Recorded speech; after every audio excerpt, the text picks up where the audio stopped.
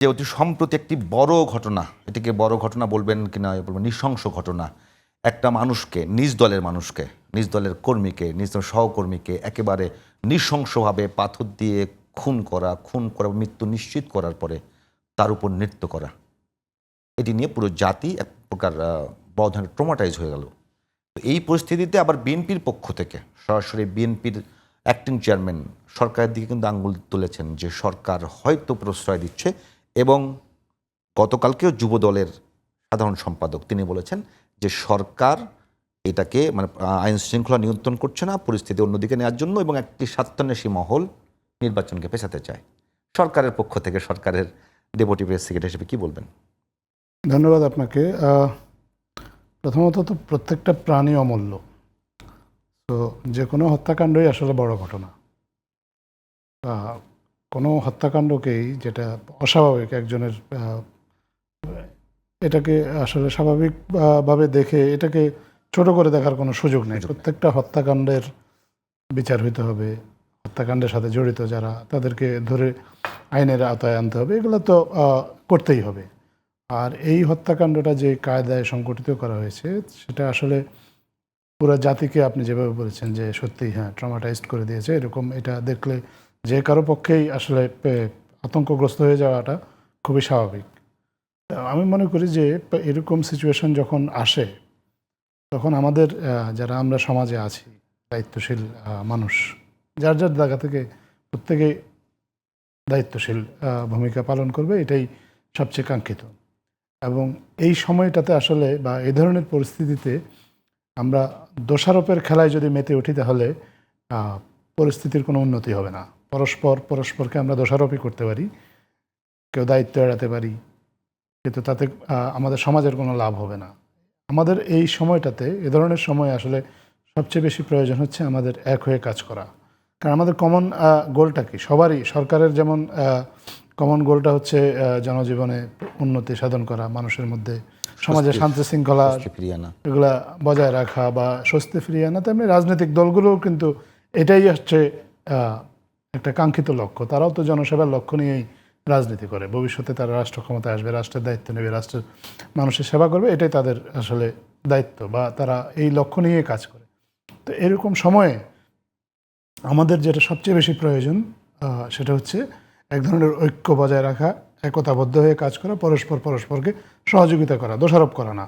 যেহেতু একটা ঘটনা ঘটেই গেছে, যেটা ঘটে গেছে সেটার তো আর বিচার ছাড়া এই মুহূর্তে সেটার অন্য কিছু করণীয় নেই। কিন্তু এ ধরনের ঘটনা যাতে আর কোনোভাবে ঘটতে না পারে, তার পুনরাবৃত্তি রোধ করার জন্য আমাদের প্রত্যেককে একসাথে কাজ করাটা আমি মনে করি যে এই মুহূর্তে সবচেয়ে জরুরি।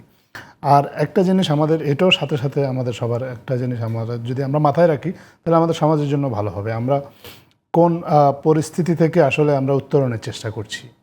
আমাদের সমাজে আপনি জানেন যে একটা বিপ্লব হয়েছে, এমন একটা বিপ্লব যে বিপ্লবের ফলে দেশের প্রধানমন্ত্রী সহ একটা বিশাল গোষ্ঠী যারা একসময় অত্যাচারের খড়গ হাতে দেশের মানুষের উপর চড়াও হয়েছিল তাদের পালিয়ে যেতে হয়েছে।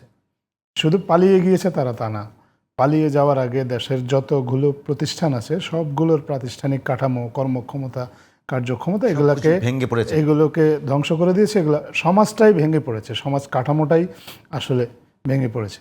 তারপরে তারা যে পালিয়ে গিয়ে একেবারে বসে আছে বিষয়টা এরকমও না, তারা নানাভাবে চেষ্টা করছে যে সমাজে কীভাবে অস্থিতিশীল একটা পরিস্থিতি তৈরি করা যায়, বা পানি ঘোলা করে সেখান থেকে তারা ফায়দা নিতে পারে, বা ঘোলা পানিতে মাছ শিকার করতে পারে। তো এই যখন পরিস্থিতি, তখন আসলে কেউ কাউকে আমাদের দোষারোপ করাটা আমার কাছে মনে হয় যে খুব উত্তম কোনো পন্থা হতে পারে না। আমাদের সবার কাজ হচ্ছে একসাথে কাজ করা। এই জাতীয় সরকার যদি ব্যর্থ হয় অবশ্যই সরকারকে আমরা সমালোচনা করব, সরকার যদি না পারে, কিন্তু পাশাপাশি আমরা অবশ্যই সরকারকে সহযোগিতাও করব। এটাই আমরা প্রত্যাশা করি। তাহলে আমরা মনে করি যে এই পরিস্থিতি থেকে যে আমরা যে উত্তরণের জন্য কাজ করছি সেটা সম্ভব না। জনাব আজাদ মজুমদার, একেবারে একটা অভ্যুত্থান বা বিপ্লব পরবর্তী কোনো সরকারের যে অবস্থা হয়ে থাকে সেই জায়গা থেকে সরকার অনেক ভালো করছে, তাতে কোনো সন্দেহ নেই। একটা বিষয়, এত বড় একটি ঘটনা সংগঠিত হওয়ার পরে একেবারে নৃশংসভাবে একটা মানুষকে খুন করা হলো। সেই খুনের পরে সেই ছবিটা যখন পর্যন্ত গণমাধ্যমে, সামাজিক যোগাযোগ মাধ্যমে ভাইরাল না হলো, ততক্ষণ পর্যন্ত আইন শৃঙ্খলা বাহিনীকে দেখা যায়নি কোনো ব্যবস্থা গ্রহণ করতে। আইন শৃঙ্খলা বাহিনীর এখানে কি মানে আপনাদের সরকারের পক্ষ থেকে কি এটা গুছাতে বা এই সংস্কারে কি কোনো ধীরগতি আছে বলে মনে করছেন আপনারা? না, ধীর গতি তো অনেক কিছুতেই আছে সমাজে, এটা আমাদের এটা অস্বীকার করার কোনো কারণ নেই যে সব কিছু সুপারসনিক গতিতে চলছে এরকম দাবি সরকারের পক্ষ থেকে আমরা কেউ করছি না। তবে একেবারে এটা ভাইরাল হওয়ার আগে কোনো কাজ হয়নি বিষয়টা এরকম না। একটা মামলা হয়েছে, মামলার প্রেক্ষিতে অ্যারেস্ট করারও পুলিশ চেষ্টা করেছে, হয়তো অ্যারেস্টটা এমন সময় হয়েছে যখন জিনিসটা অলরেডি ভাইরাল হয়ে গিয়েছে। আমার মনে হয় যে সেটা চিন্তা না করে যদি আমরা এভাবে চিন্তা করি, এরকম একটা ঘটনা ঘটলো, একটা মানুষ ওই সময় ঘটনাটা অনেকের সামনেই ঘটেছে, হ্যাঁ, কেউ পুলিশকে ইনফর্ম করেনি। পুলিশকে ইনফর্ম করার জন্য কিন্তু এখন খুব সহজ একটা পন্থা আছে, 999। আজকে মানে স্বরাষ্ট্র উপদেষ্টা এটা নিয়ে কথা বলেছেন যে কেউ যদি পুলিশকে 999-এও ইনফর্ম করতো, তারপরে যদি ওই সময়ে পুলিশ কোনো ব্যবস্থা না নিত, তাহলে আজকে পুলিশের যারা ওই সময়ে দায়িত্বশীল তাদের দায়িত্ব অবহেলার জন্য তাদের বিরুদ্ধেও ব্যবস্থা নেওয়ার সুযোগ থাকতো। নির্দিষ্ট একটা ব্যক্তিকে, আমি একটা পুরো প্রতিষ্ঠানকে দায়ী না করে যদি ওই সময়ে যারা নির্দিষ্ট যারা দায়িত্বপ্রাপ্ত ছিল তাদের গাফিলতিটা ওই সময় বের করে তাদের বিরুদ্ধে একটা ব্যবস্থা নেওয়া যেত।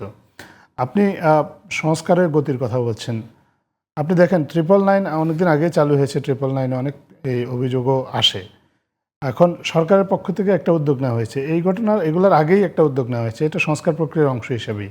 সেটা হচ্ছে 999-এর কার্যপরিধিটা বাড়ানো। 100টা ইউনিট এই মুহূর্তে কাজ করছে 999-এ পুলিশের। আমাদের ইন্টারিম গভর্নমেন্ট একটা উদ্যোগ নিয়েছে যাতে এই ইউনিটের সংখ্যাটা 500-তে উন্নীত করা যায় পুলিশের, এবং সেই জন্য প্রয়োজনীয় বাজেট সেটাও বরাদ্দ করা হচ্ছে, এবং জনবল নিয়োগের বিষয়টাও প্রক্রিয়াধীন আছে। তো এইটা যদি করা হয়, এবং আমরা জনগণকেও আহ্বান জানাই যে নিঃসংকোচে দ্বিধাহীন চিত্তে এই পুলিশকে রিপোর্ট করুন কোনো ধরনের ক্রাইম। শুধু এই হত্যাকাণ্ড তো অবশ্যই, এ ধরনের ঘটনা তো বটেই, ছোটোখাটো কোনো অপরাধের যদি আলামতও কেউ লক্ষ্য করে, একেবারে সৎ উদ্দেশ্য নিয়ে পুলিশকে ইনফর্ম করুন।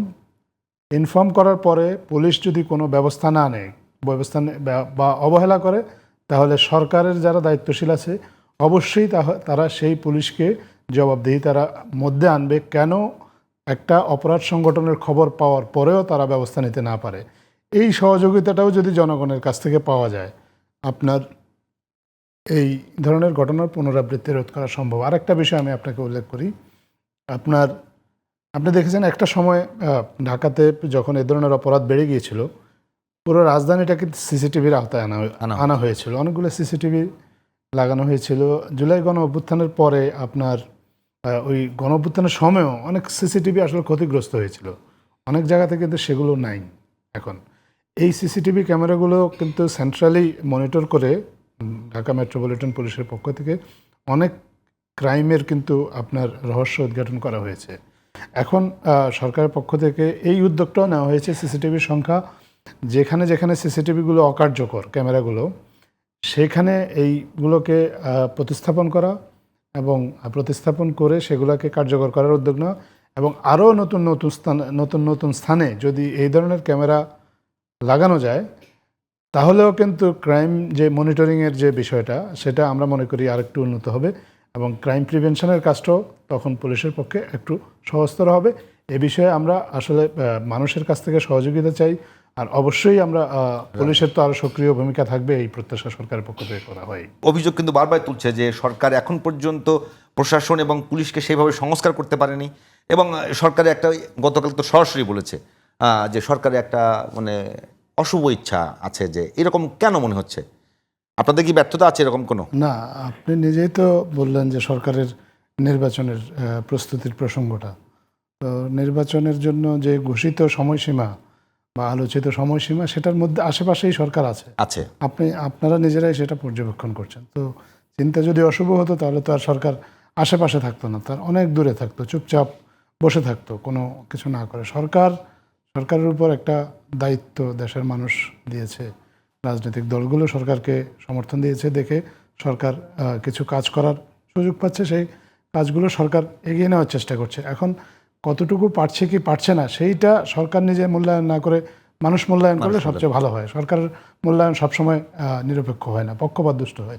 তো আমি সাফল্য ব্যর্থতার ভার বা এটা আপনারাই বিচার করবেন, কিন্তু আমি এটুকু অন্তত নিশ্চয়তা দিতে পারি, সরকারের আন্তরিকতার কোনো অভাব নেই, সীমাবদ্ধতা আছে, এই সীমাবদ্ধতাগুলো নিয়েই সরকার কাজ করছে এবং সেই কাজে আমরা সবসময় সবার সহযোগিতা চেয়েছি, আমরা সবসময় সহযোগিতা পাচ্ছিও এবং সবার সহযোগিতাটা আমরা চাই, শুধু নির্দিষ্ট কোনো রাজনৈতিক দল না, সবার সহযোগিতা, এমনকি আমাদের মিডিয়া এবং সাধারণ নাগরিক যারা কোনো রাজনীতির সাথে সম্পৃক্ত নয় তাদেরও সহযোগিতা নিয়ে সরকার কাজ করার চেষ্টা করছে। এই জন্যই আমি বারবার বলছি যে আমরা যেন এ ধরনের যখন সিচুয়েশান আসে তখন যেন সবাই আমরা এরকম বিপ্লবোত্তর পরিস্থিতিতে এই দোষারোপের খেলায় না মেতে উঠে আমরা একটু সরকারকে সহযোগিতা করি।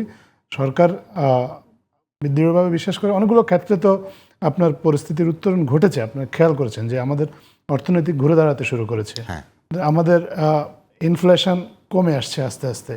তো এরকম কিছু কিছু ক্ষেত্রে আমাদের দ্রব্যমূল্য অনেক দিন ধরে অনেক একটা সহনীয় পর্যায়ে রাখা গেছে। অনেকগুলো গত বছর প্রাকৃতিক দুর্যোগ হয়েছে, তারপরেও দ্রব্যমূল্যটাকে স্থিতিশীল রাখা গেছে। গত রমজানের সময় আপনারা দেখেছেন, গত দুর্গাপূজার সময় দেশে সবার সহযোগিতায় দেশে যে সাম্প্রদায়িক যে সম্প্রীতিটা বজায় রাখা গেছে।